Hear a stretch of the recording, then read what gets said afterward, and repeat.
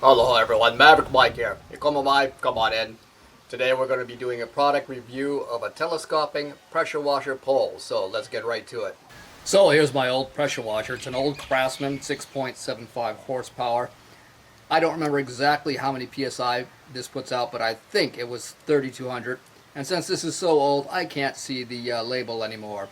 So anyway, we're going to try to install that new telescoping wand on this old pressure washer. Let's assemble this thing. I'm going to start from the back. So this is my pressure hose for my pressure washer. Mine happens to have this fitting on the end. This does come with this fitting just in case you have a quick disconnect coupler on this side, but I don't have that, so I don't need that. So I'm just going to poke that in there and screw this down. Okay, step one. Step two, I'm just going to go ahead and attach the shoulder strap now. Step three, this is how the sections came out of the box. They have different sizes from large all the way down here to small. And we're just going to go ahead and assemble the telescoping sections right now. One thing to note is that each section has a painted red mark over here. And that painted red mark will align with the painted red mark right here on the side. So align your paint marks and then assemble.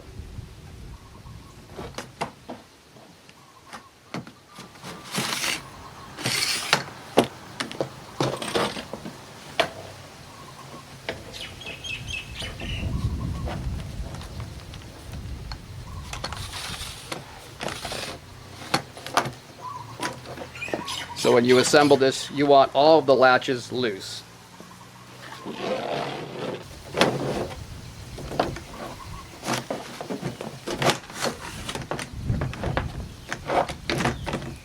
For my purposes, I don't need the brush right now, but let's just go ahead and install it just to show how it's done. Just screw it in.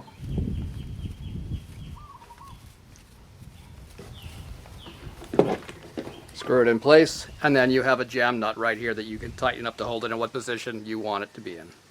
The next step is to feed the pressure hose in. I just kind of make sure it's nice and straight. And right here there's a clip. You pull this clip out, this retaining clip, leave it on the side for a moment, feed the hose through, all the way through until it comes out the other end.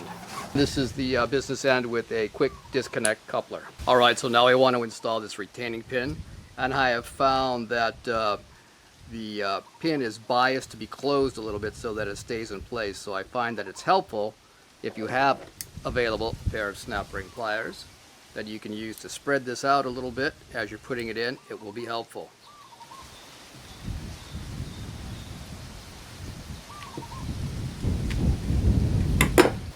Okay, there we go. Keep in mind when you purchase this pressure washer telescoping pole, it does not come with nozzles. So I picked up this 4-piece quick connect nozzle set from Power Care. I liked this one rather than the adjustable one just because I felt like it gave me a little bit more visibility on the thing that I'm working on rather than having a larger adjustable nozzle. So I chose to use this.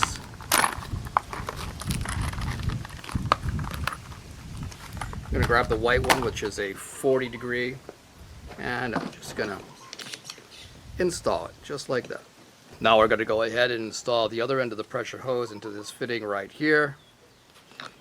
It just fits into place, and then they have this retaining clip right here. Now once again, this is biased to be closed a little bit, so I'm going to use my snap ring pliers just to open it up a little bit as I put it in.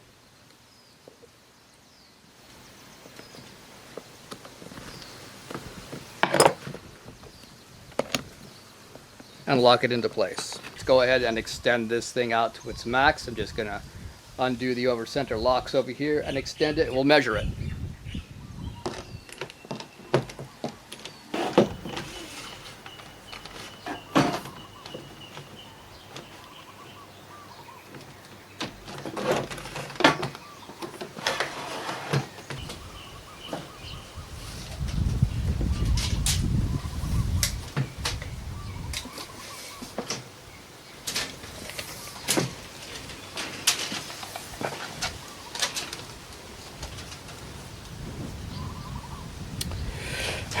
Okay, to the very end of the tool I have 15 feet.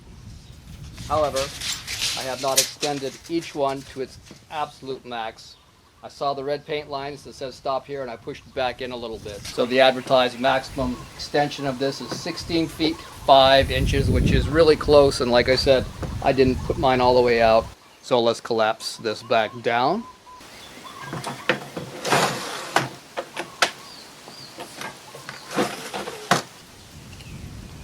And now I have 4 feet 9 inches.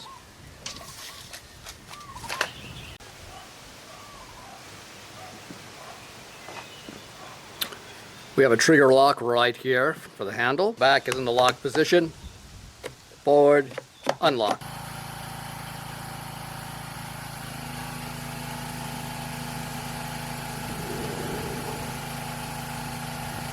The Ryobi telescoping pressure pole worked as advertised, and I can say that it was a good buy and I would do it again.